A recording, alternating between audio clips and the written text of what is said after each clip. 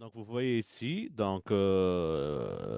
la phase prémorbide, hein, ici, c'est la phase prémorbide. Donc, avant l'apparition des prodromes, généralement, dans la phase prémorbide, généralement, il y aura quelques symptômes qui peuvent être en rapport avec une personnalité pathologique.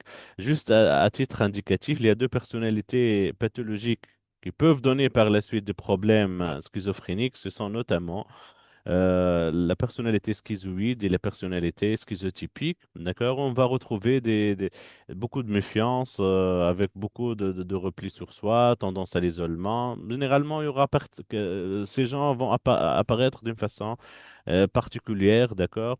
Ce sont deux personnalités, juste à titre indicatif, تعرفهم, schizoïde et schizotypique, qui peuvent donner par la suite de la schizophrénie, hein. Mais c'est pas tous les schizophrènes. Obligatoirement, on va retrouver une personnalité schizotypique auparavant.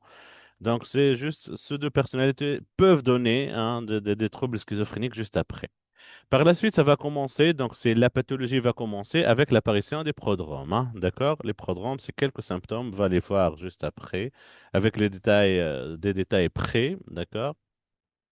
Ils vont donner, généralement, ça va pas perturber l'entourage, hein. نجم نلاحظوا عليهم les patients quelques prodromes يجيوا les familles يقول لك راني شفته تبدل عليا، راه فما حاجات ما كانش يعملها ما يظهر لي تبدلوا شوية، d'accord?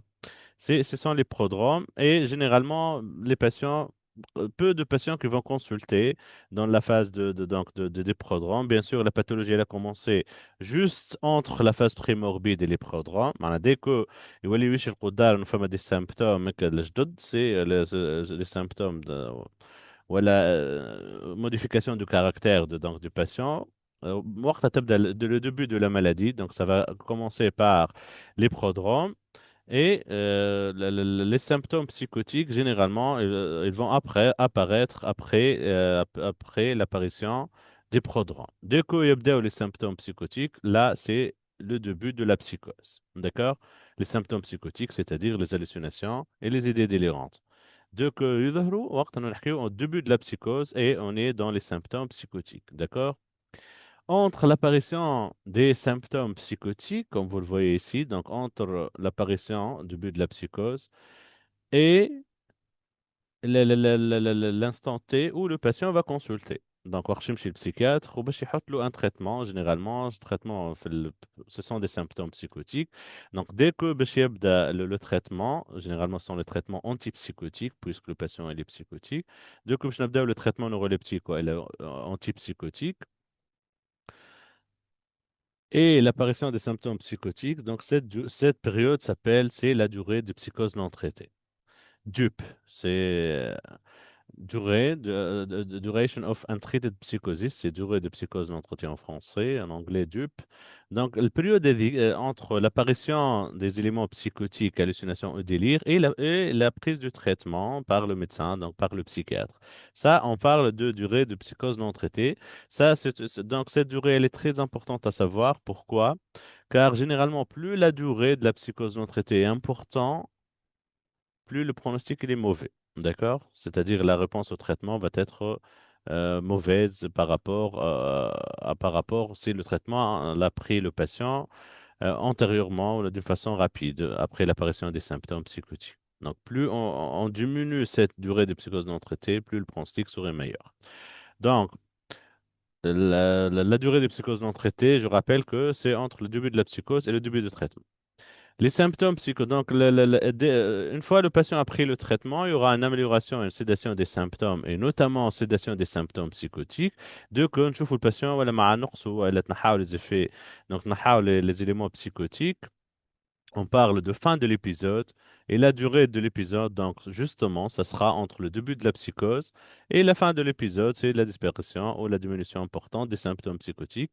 Là, on parle de la durée de l'épisode psychotique. Juste بعد ما يتحسن le patient, généralement, avec la fin de l'épisode, donc le patient il s'est amélioré, d'accord?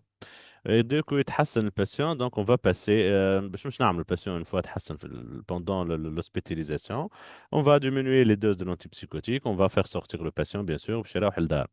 Donc on parle, dès que يخرج le patient, avec la diminution, après la fin de l'épisode, on parle de la phase résiduelle, اللي هو كما قلت لكم entre les rechutes il y aura une phase résiduelle اللي هي يقعدوا فيها généralement quelques symptômes schizophréniques, quelques symptômes, surtout du registre de la dissociation ou bien du registre كما قلت لكم بك فما مرات parfois des patients qui résistent ويقعدوا quelques idées délirantes.